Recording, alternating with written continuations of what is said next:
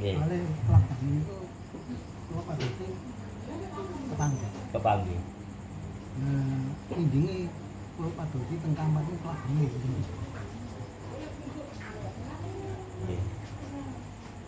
Yang nomor kalian ya mandi disiram yang bercerai. Itu ya. Niku wajane Mas nggih. Nek tiyang gadhahi istiqomah nika diparingi semerap. Nah niku diparingi semerap lek enten tiang-tiang tangga sing jahil melalui barang gaib menika nggih enten lambang-lambange kewan sing niku nggih termasuk labang, termasuk kewan asu ngoten menika, terus ula ngoten menika Mas nggih. Nggih maklum krana panjenengan nggadhahi wande, nggadhahi warung. Lek warung niku nggih otomatis senajan boten sadean sami niku lek rame lara ati. Akhire ngambil jalan pintas kados ngoten menika. Lek boten saged dhewe niku tiyang biasa tumbas ngoten nah. Lek tumbas niku terbatas Mas muda, lek atase mungsuh nggih ngoten dolinan niku Mas, lek enten tiyang gadhahi istiqomah piyambak Islami sing melalui Kanjeng Nabi, mboten kiraken mampu ngoten lek sing tumbas nggih. Ngoten. Tapi lek gawe dhewe saged dhewe niki wau radi cengkal radi angel. Senajan kita nggadhahi istiqomah piyambak Mas nggih. Niku wau nggih otomatis cara basa umume niku perang. Perang, walah mriko nggih sik usaha malih.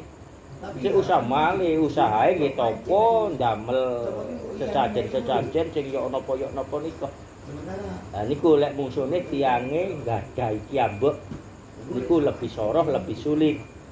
Tapi lek sampean terus-terusaken mawon, sampean boten nebengi, boten nyerang, boten apa sampean pasrahaken dhateng Sang Pencipta termasuk wiritan sholawatan mriki pun semerap niku nggih sampean damel ngajenge niku wau kalih mburine napa bismillah napa istighfar napa la haula wala quwata illa billah niku intine diserahaken dhateng Sang Pencipta moko Allah zat tuwa menika ingkang ngatur tapi lek pun sifate Allah ingkang ngatur Mas niku boten nyelekoi mun nyadaraken.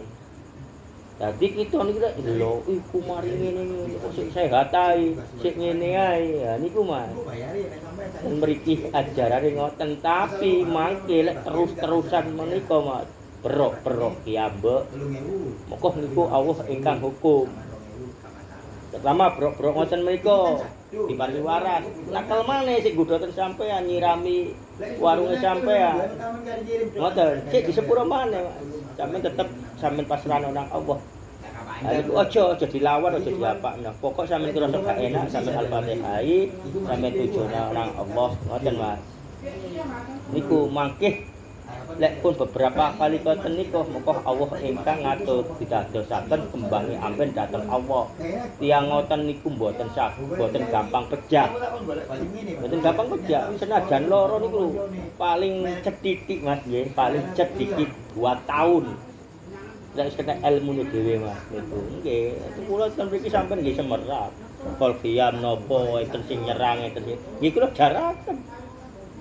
Nggih, akhire brok-brok kados tiyang sing dikepuki dhateng Allah moko kula diparingi semerap enten satu kilatan berbentuk putih niku beribu-ribu nyabang nggodhak wong niku wau nggih termasuk kodam-kodam niku wau dadi niku lek ilmune niku jumati amaran rasuli niku ilmune para wali istiqomah para wali lek jarene wong pecut. Nah niku Nah niku mboten niku sanes pecut. Niku kendake Allah krana kita niki jamaatan mriki mboten ngelmu.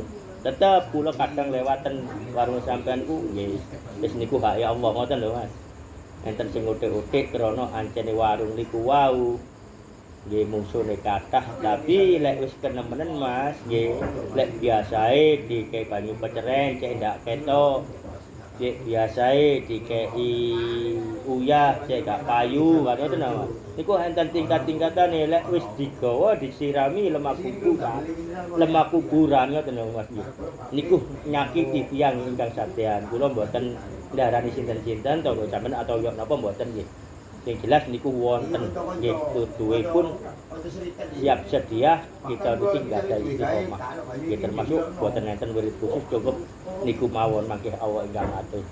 Nggih kelabang, nggih bedes, nggih asu, nggih ula, barang-barang ingkang sing kados bahaya-bahaya niku didadosaken dhateng Allah.